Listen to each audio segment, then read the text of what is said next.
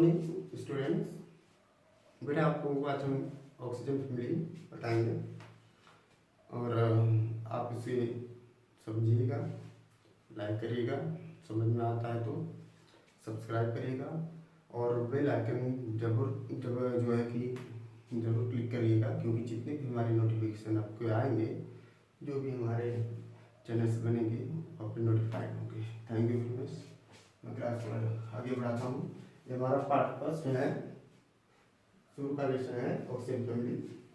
तो बेटा इसमें ऑक्सीजन फैमिली जो है हमने भी बताया जो है कि ऑक्सीजन फैमिली 6A ग्रुप से भी रिप्रेजेंट किया जाता है, जो एक हमारा कोड नेम है जो मेंडेलीव वगैरह यूज किए थे रोमन वर्ड्स।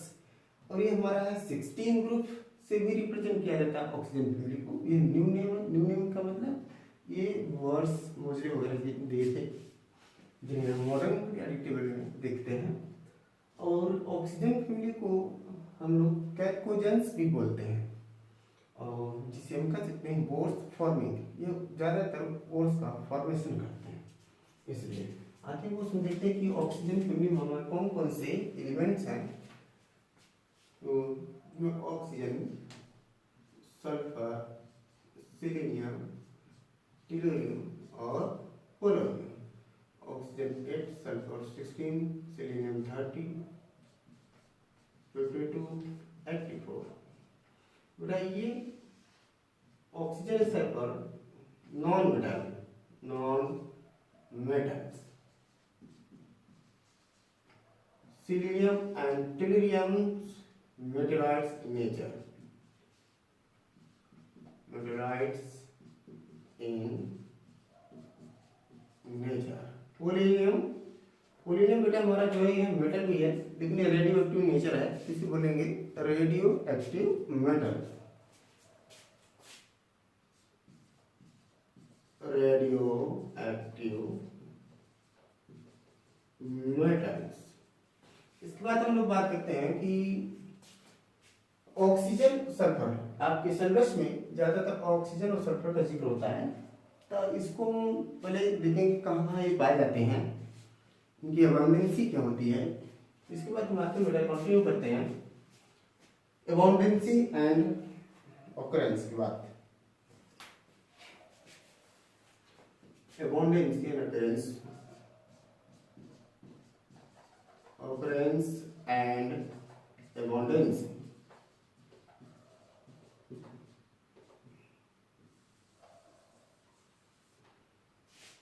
बेटा 21%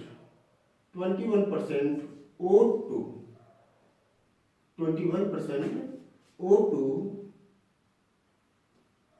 present in air by volume। Air में हमारा जो है 21% ऑक्सीजन आ जाती है,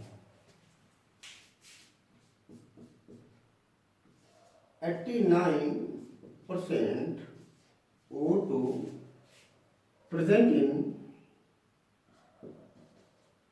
in ocean by mass। सुनना बेटा, तो 89% O2 present in ocean surface. Ocean surface में क्या होता है बॉस, उसमें फाइटोप्लैंक्टन्स होते हैं। फाइटोप्लैंक्टन बोले तो ब्लू ग्रीन एल्गाई जो फोटोसिंथेसिस करते हैं, जिसमें काफी मात्रा में ऑक्सीजन प्रोड्यूस होती है।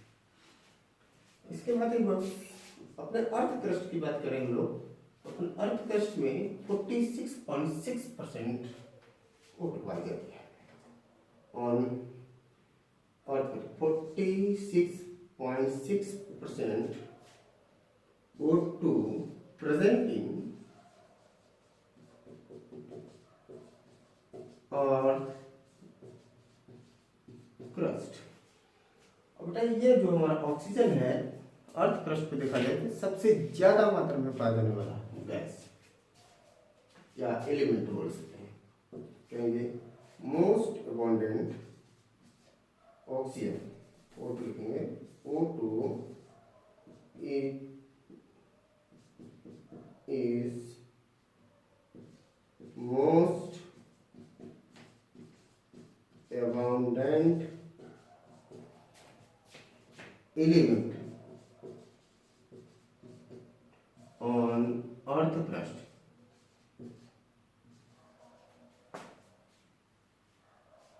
earth crust.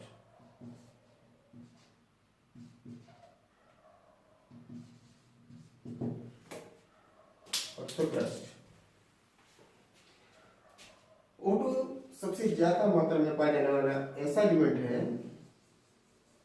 जो सबसे ज्यादा पाया जाता है अपने अर्थ क्रस्ट पर, O2 ऑक्सीजन। इसके बाद बेटा हम लोग देखते हैं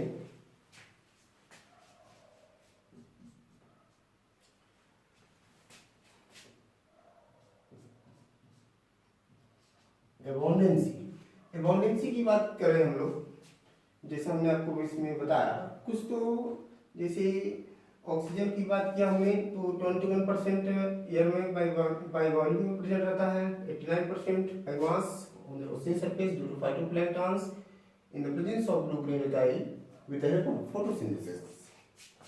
46.6% oxygen present in the earth crust, सबसे ज्यादा पाया जाता है, इसलिए मैंने लिखा है O2 is the most abundant element on earth crust. इसके बाद सल्फर की बात करते हैं। Sulphur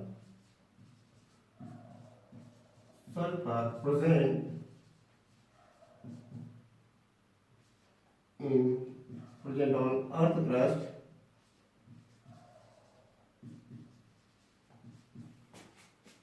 nearly 0.03 to 0.1%। Earth crust पर जो हमारा सल्फर है बेटा बहुत कम मात्रा में पाया जाता है, नियर अबाउट 0.03 to 0.1%। इस सल्फर की अगर मैं बात करूं, कोर्स ऑफ सल्फर देखते हैं, जैसे हमारे ग्रेना है, course of sulphur grana number 1 बोलते हैं।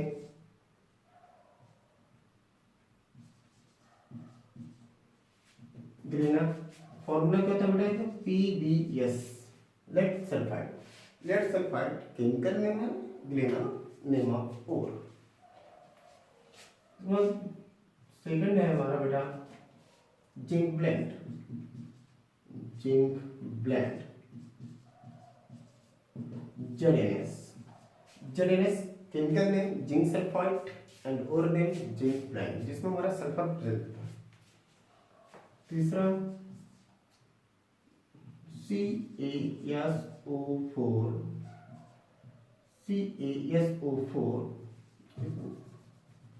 into 2H2O, ये बेटा हमारा कहलाता है जिप्सम। जिप्सम में पाया जाता है हमारा सल्फर। इप्सम साल्ट,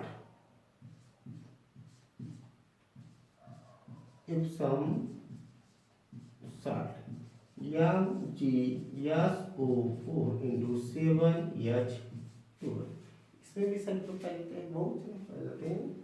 तो बेटा ये हमारी इसमें थोड़ा सा आप लोग ये सब फॉर्मूले वगैरह ध्यान दे दीजिएगा, कभी कभी कहीं न कहीं प्रॉब्लम इसकी आ जाती है छोटी चीज़ों में, छोटी छोटी चीज़ें, इसलिए मैं आप लोगों को लिखा दिया है। और ब्राइट्स है, कॉपर पायराइट्स है, इसमें भी सल्फर हमारे प्रेजेंट होते हैं। इसके बाद आते हैं बेटा हम लोग इलेक्ट्रॉनिक कॉन्फ़िगरेशन। हमारा ये ऑकरेंस एंड अबंडेंस खत्म हुआ, इसके बाद हम आते हैं general electronic configuration. General electronic configuration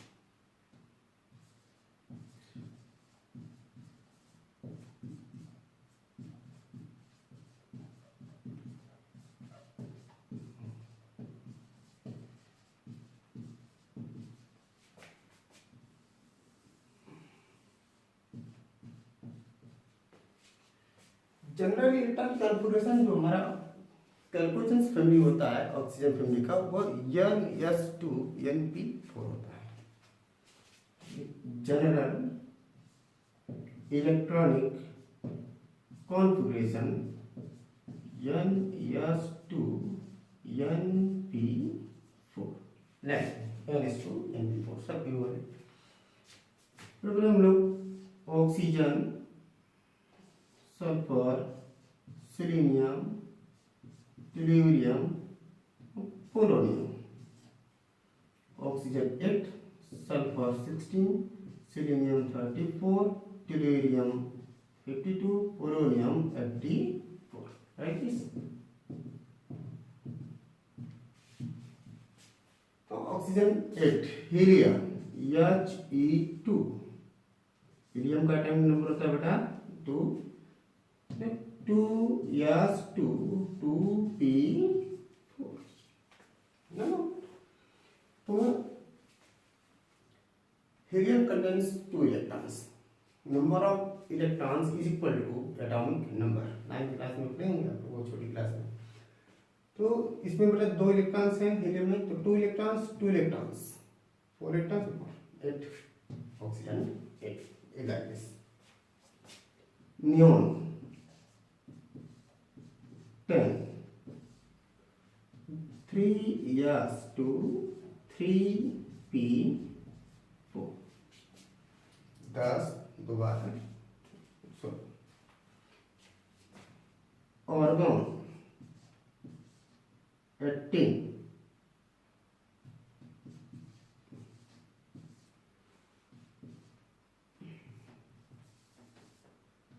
3d10 4s2 4p4 3d। इसके बाद टेलुरियम है, क्रिप्टॉन 36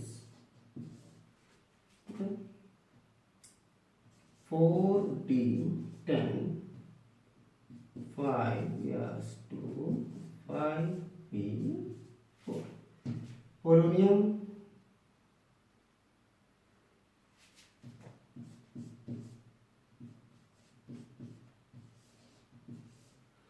जिनॉन 54।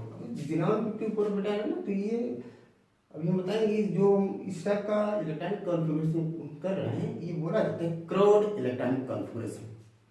क्रोड इलेक्ट्रॉनिक कॉन्फ़िगरेशन क्या होता है कि जो हम लोग बहुत किसी भी जो कि प्रॉपर्टी पढ़ना है किसी भी एलिमेंट का कम समय में, तो हम लोग 1s2 2s2 2p6 3s2 3p6 3d10 4s2 4p6 इतना लंबा नहीं जाते हैं। तो उसके हम जो है कि एक अच्छा मेथड मिला है इसमें जिसे हम लोग कहते हैं क्रोड इलेक्ट्रॉनिक कॉन्फ़िगरेशन। तो ये with the help of inert gas, जो इनर्ट गैस को लिया जाता है तो उनका इलेक्ट्रॉनिक कॉन्फ़िगरेशन किया जाता है, तो इसे बोला जाता है, इस टाइप के इलेक्ट्रॉनिक कॉन्फ़िगरेशन बोला जाता है क्रोड इलेक्ट्रॉनिक कॉन्फ़िगरेशन। तो इसमें हमारा आ जाएगा 4 या 14 5d10 6s2 6p4। ये हमारा इलेक्ट्रॉनिक कॉन्फ़िगरेशन कंप्लीट हुआ है। ठीक है, क्रोड इलेक्ट्रॉनिक कॉन्फ़िगरेशन नोट कर लो बेटा इसे।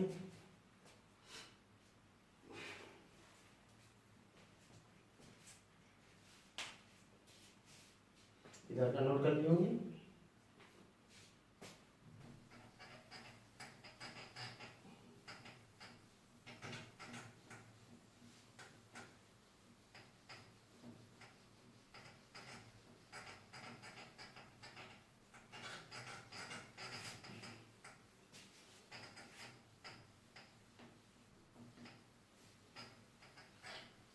इसके बाद आते हैं बहुत हम लोग, बहुत अच्छी प्रॉपर्टी है, काफ़ी कंपटीशन होकर मैं सबसे ज़्यादा पूछे सकते हैं इसमें आईटी मेंस स्कोर में। इसमें देखना होगा पी पाइप बॉन्डिंग की बात करने जा रहा हूँ मैं।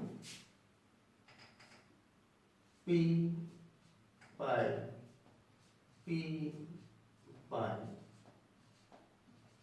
बॉन्ड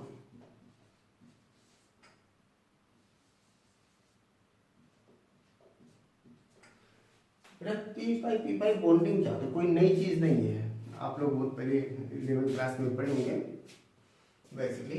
इसमें मैं बता दे रहा हूँ, जैसे एक हमारा बेटा इसके हमने 2 ग्रुप डिवाइड कर ले रहे हैं। एक है हमारा ग्रुप ऑक्सीजन, ऑक्सीजन इधर है अदर देन ऑक्सीजन। अब ऑक्सीजन के अलावा जो भी इनकी फैमिली में है जैसे सल्फर, सेलेनियम, टेरियम, पोलोनियम, इस वाली कैटेगरी में रखते हैं other than oxygen, other than oxygen. सुनना बेटा, अगर मैं इन केस ऑफ अगर ऑक्सीजन की मैं बात करूं तो इसमें पी पाई बॉन्डिंग प्रेजेंट होता है। प्रेजेंट प्रेजेंट बोले तो करेक्ट कर साइन कर देते हैं शॉर्टली। बाकी जैसे सल्फर हो गया, सेलेनियम हो गया, टेल्यूरियम हो गया, पोलोनियम तो रेडियोएक्टिव नेचर, इसमें बेटा हमारा पी पाई बॉन्डिंग नहीं होता। अब क्यों नहीं होता बताता हूँ बेटा। जैसे कि आपके दिमाग में क्वेश्चन पुट होता होगा कभी कभी, सोचो कभी कि ऑक्सीजन फैमिली है, ऑक्सीजन फैमिली है तो उसमें सल्फर, सेलेनियम, टेल्यूरियम, क्लोरीन है। अगर ये गैसेस स्टेट में होते हैं तो ये भी गैसेस स्टेट में होने चाहिए बाकी जितने भी उसके फैमिली पे हैं। तो बेटा यहाँ पर जो एक्सप्लेनेशन होती है पी पाई बॉन्डिंग का, जैसे कि अगर मैं बोलूँ कि यहाँ पर O2 है, अगर ये O2 बना होगा तो O और O यानी ऑक्सीजन और ऑक्सीजन एटम के बीच में होगा डबल बॉन्ड, राइट। एक होगा, दो बॉन्ड है, एक होगा सिग्मा बॉन्ड, दूसरा होगा पाई बॉन्ड, एक सिग्मा बॉन्ड और दूसरा पाई बॉन्ड। तो इसमें देखते हैं बेटा जो सिग्मा बॉन्ड का फॉर्मेशन होता है वो एक्सियल पोजीशन में होता है, जिसे हम लोग कहते हैं head to head overlapping, head to head overlapping या एक्सियल पोजीशन होता है। तो उसमें जो है कि सिग्मा बॉन्ड का फॉर्मेशन होता है। इसमें एक हमारा पाई बॉन्ड है, इसमें जो पाई बॉन्ड है तो बेटा इसमें पार्शियल ओवरलैपिंग होती है या जिसे कहते हैं इक्वेटोरियल पोजीशन पे होती है। तो इक्वेटोरियल पोजीशन का मतलब होता है कि just apart from inter nuclear axis, like this. देखना बता रहा हूँ, थोड़ा रिव्यू कर लो, 11th क्लास में बेसिक चीजें बताई गई होंगी, बता रहा हूँ आपको। तो बेटा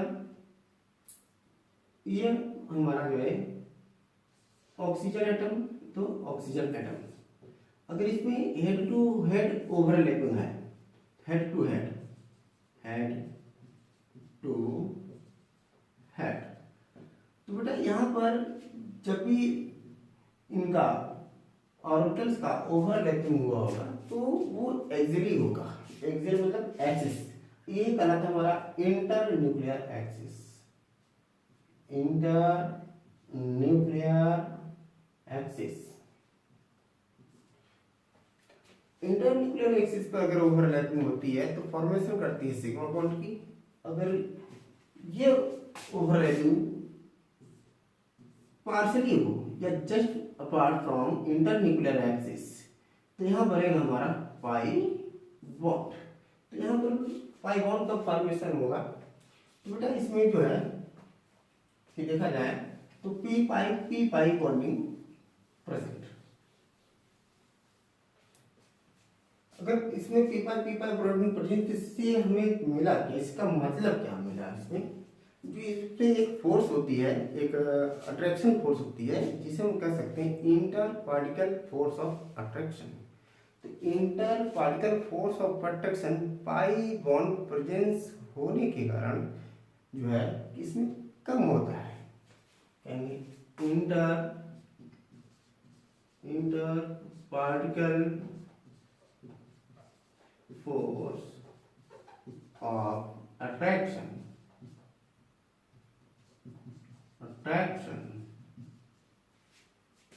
is very low.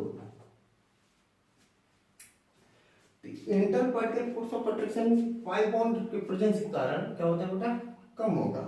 अच्छा ये कम होगा है?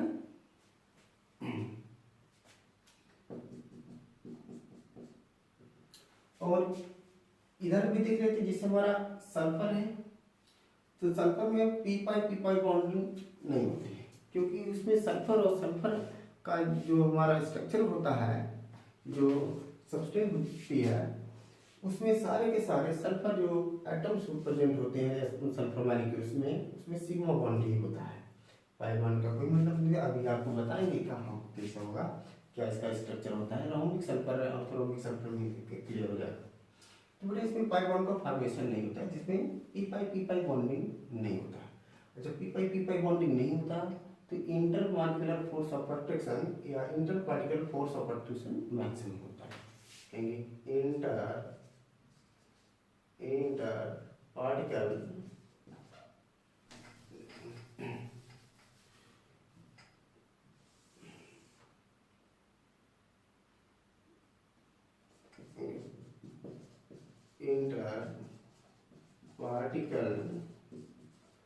force of attraction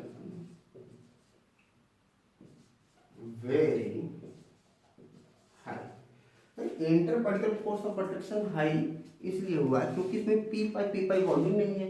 जब पी पाई बॉन्डिंग नहीं है तो जो सल्फर जो एटम्स होंगे वो एक दूसरे से हाईली अट्रैक्टेड होंगे।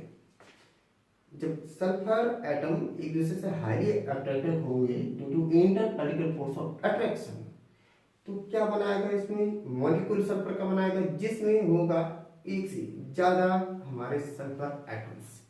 जैसे आपको अभी आप बताएंगे जो हमारा सल्फर एटम्स होता है उसका मोस्ट स्टेबल जो फॉर्म होते हैं, जो कॉमन सल्फर फॉर्म होता है रोम्बिक सल्फर मोनोक्लिनिक, तो उसमें S8 सल्फर, S8 का मतलब होता है कि एक सल्फर मॉलिक्यूल्स में नंबर ऑफ सल्फर एटम कितने होते हैं, 8 होते हैं।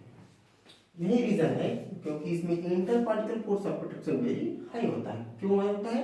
Due to absence of p pi bonding. P pi bonding का मतलब क्या कि इसमें पाई बॉन्ड का फॉर्मेशन नहीं होता। इसमें बेटा पाई बॉन्ड का फॉर्मेशन होता है, जिसमें के कारण inter particle force of attraction very low होता है। अगर वेरी लो हुआ बेटा इसमें तो क्या होगा, ये ऑलवेज गैसियस स्टेट कहेंगे। So they are exist in gaseous state, इसीलिए गैसियस स्टेट हमारा ऑक्सीजन शो करता है। इसमें बेटा हाई होने के कारण ये ऑलवेज सॉलिड स्टेट में काम करता है। कहेंगे सो they exist in solid state। Clarify अगर कर दिया जाए पूरी कंक्लूजन फैमिली का तो क्या बताएं बेटा, जैसे कि हम कह सकते हैं कि oxygen, sulphur, selenium, tellurium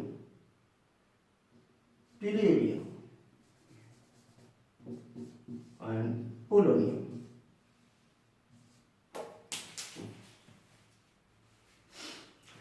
oxygen में क्या होगा, एक्सप्लेन हुआ आपको, गैस। सल्फर 16 क्या होगा, सॉलिड। सिलियम क्या होता, सॉलिड। टेल्यूरियम सॉलिड और पोलोनियम भी हो जाएगा सॉलिड। ये क्लियरिफाई हुआ, समझ में बॉस? नोट बेटा, इसको नोट करो, इधर का नोट कर ले होंगे।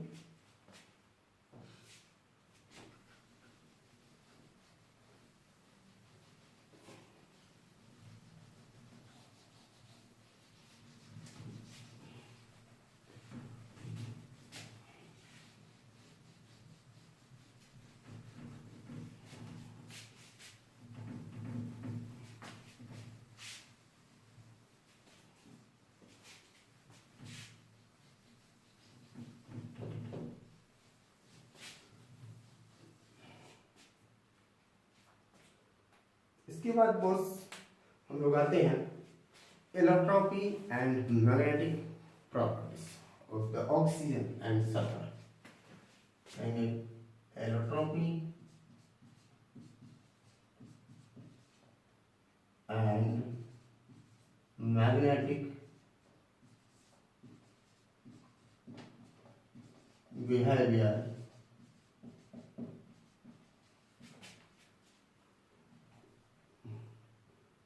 of oxygen and sulfur.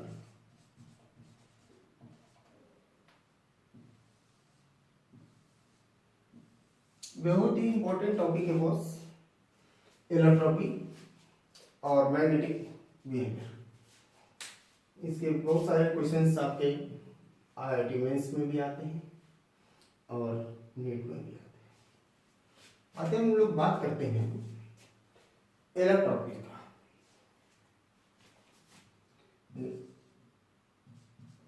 Allotropy, allotropes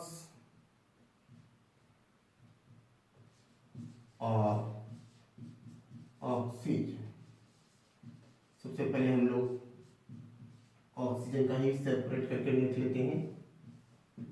सुनना बेटा, इसमें एलोट्रॉप्स ऑफ ऑक्सीजन की अगर मैं बात करता हूँ तो इसके 2 एलोट्रॉप्स होते हैं।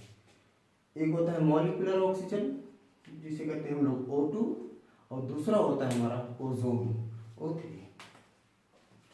तो इसके बेटा 2 फॉर्म्स हैं, O2 एंड O3। तो ओजोन बोलते हैं।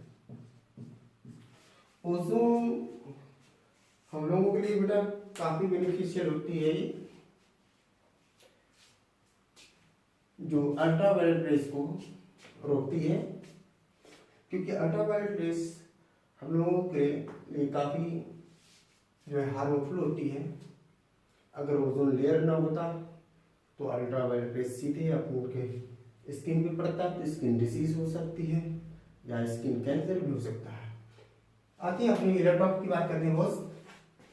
तो O2 और O3। तो बेटा O3 की बात कर देखते हैं स्ट्रक्चर में।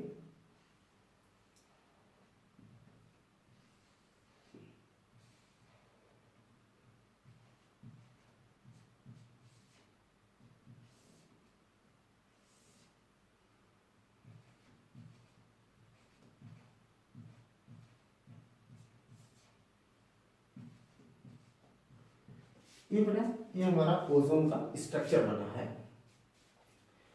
इसके देखा जाए 2 आइसोमर्स होते हैं।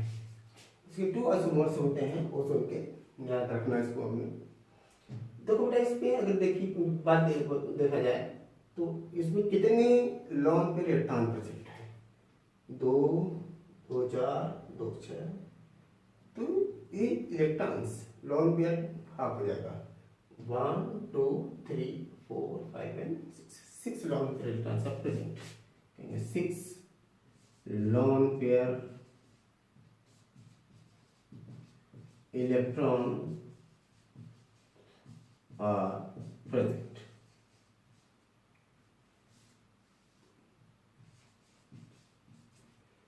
Six lone pair electrons are present. इसमें कोई भी जो है अनपेयर्ड इलेक्ट्रॉन नहीं है, इसलिए सारे के सारे इलेक्ट्रॉन पेयर्ड हैं। तो ये क्या हो जाएगा? Diamagnetic in nature. बहुत सारे इलेक्ट्रॉन पेयर्ड हैं, इधर पेयर्ड, लोन पेयर, एक लोन पेयर, 2 लोन पेयर, 3 4 5 6 सारे पेयर हैं, सारे सारे पेयर। कोई भी एक्स्ट्रा अकेला नहीं है इलेक्ट्रॉन्स, कोई भी अनपेयर्ड इलेक्ट्रॉन नहीं है। तो टोटली 6 लोन पेयर इलेक्ट्रॉन है। तो कैसा हो जाएगा है? Diamagnetic. So they are diamagnetic in nature. ये डायमैग्नेटिक हो जाएंगे। ऑक्सीजन की बात करते हैं, मॉलिक्यूलर ऑक्सीजन, जो हमारा ऑक्सीजन का दूसरा फॉर्म होता है O2। तो बेटा इसमें देखा जाए जनरली आप लोग देखते होंगे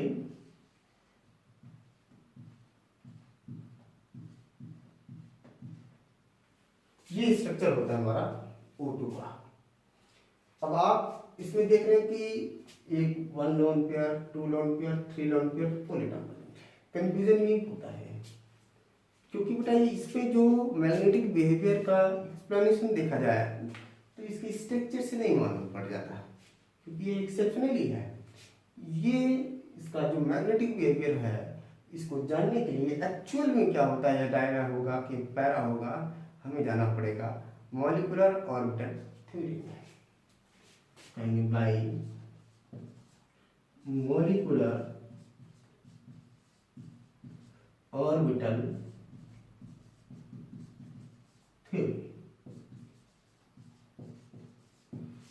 अगर मैं एमओटी की बात करूं, मॉलिक्यूलर ऑर्बिटल थ्योरी, एमओटी, तो इसमें आप लोग बताइए 11th क्लास में आप लोग सीखे होंगे किस तरह का। मैं रफली डायग्राम बना देता हूँ तो याद हो जाएगा आप लोगों को।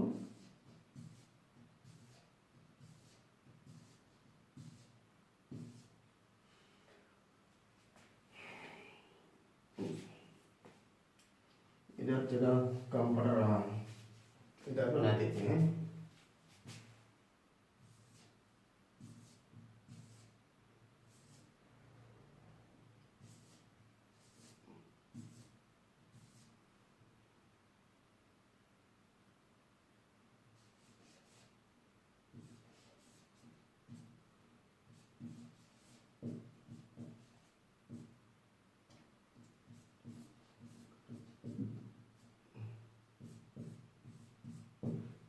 इस तरह का बेटा आप लोग स्ट्रक्चर बनाए होंगे, bonding, anti bonding, bonding, anti bonding. ये हमारा जो होता है बॉन्डिंग ऑर्बिटल, तो एंटी बॉन्डिंग ऑर्बिटल होता है bonding, anti bonding, bonding, anti bonding, bonding, anti bonding. जो एंटी बॉन्डिंग है इसको स्टार से रिप्रेजेंट करते हैं हम लोग। ये एनर्जी लेवल होती है एक तरह का देखा जाए तो।